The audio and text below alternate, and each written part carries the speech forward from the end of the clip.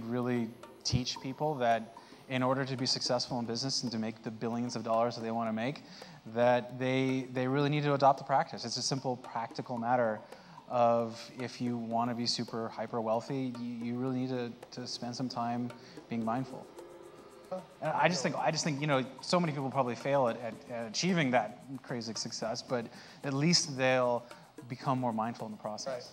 Right. Gotcha. I mean, look, when I read Thich Nhat Hanh for the first time, and I read the part about like the beauty of doing the dishes, you know, to do the dishes, I was like, well, I'm not that good at that, but you know what I'm good at? I'm good at not doing the dishes to not do the dishes, right? Like, I made a very conscious choice to let them pile up. And every time I set my New Year's resolutions, because I kind of like that, it gives you something to inspire to every year, I try to include one or two things in there that are along the lines of being more mindful. Just remind myself to get back into that groove, because when you're in tech and you're running from meetings to meetings and you know, driving across town and jumping to another meeting, it's very easy to lose sight of all that other stuff. And I need that reminder. So it was more of a personal reminder to myself to take a moment and just take a deep breath. So what would you say? Like, there's all these techies out there who are just like, well, why the hell should I care about that? And because what is bad things will happen to you. Like, it's seriously, it does happen. Like, you know, people say, you know, it's funny, they're like, oh, that's great, you know, you got the cover of Business Week, and I'm like, yeah, you don't know that I went to the doctor last week because I had heart palpitations because I'm so stressed out about all this pressure that's on me, you know? It's not about technique, it's about living life as if it really mattered, and there's no end to our imaginations. What about living a divinely inspired and engaged life? What about doing that at work? Right? So what if work was a source of vitality, well-being, and joy? Here's the $64,000 question. How many of you would say, given that demand is higher than it's ever been, that it's only going to get higher, that your capacity to meet that demand is going to rise right along with the demand? Now, isn't that interesting? Isn't that interesting? Why is that? We know it's not going to happen, don't we? Why haven't we been more concerned about that? Well, because we've taken capacity for granted.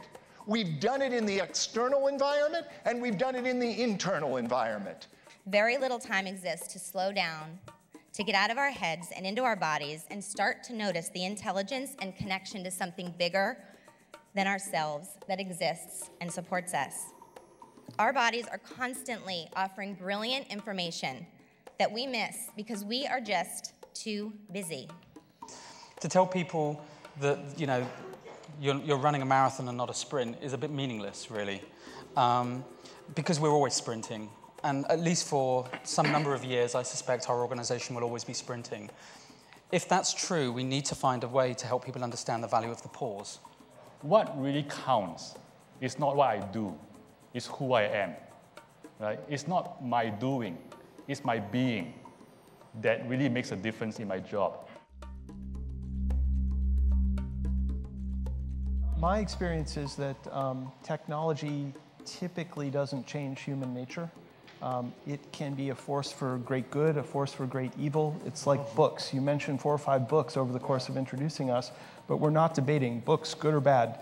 Books are good and bad. Right. And there's pulp fiction, and you know, you can dive into all kinds of follies, or you can get the wisdom that transforms your life. And I think as these different forms of media pervade our lives, they will be used in ways that create revolutions, and they will be enormous time wasters. And we have a responsibility. I think that was a great point, that we have a responsibility to educate people as to the positive impact that they can have on the world, and to ensure that those that are conscious are using these mediums to have a positive impact on the world. Conferences like this, to me, are vitally important, because if we've got this great, big, broad social outreach opportunity, but what we're infusing into what it is that we're tweeting, writing, creating is still filled with division and separation, we're missing the opportunity.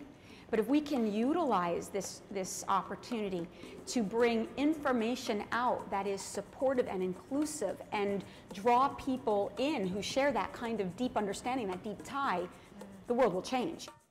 I went to the woods because I wished to live deliberately, to front only the essential facts of life, and see if I could not learn what it had to teach, and not, when I came to die, discover that I had not lived. And I think that's what this conference is all about and what this work is all about.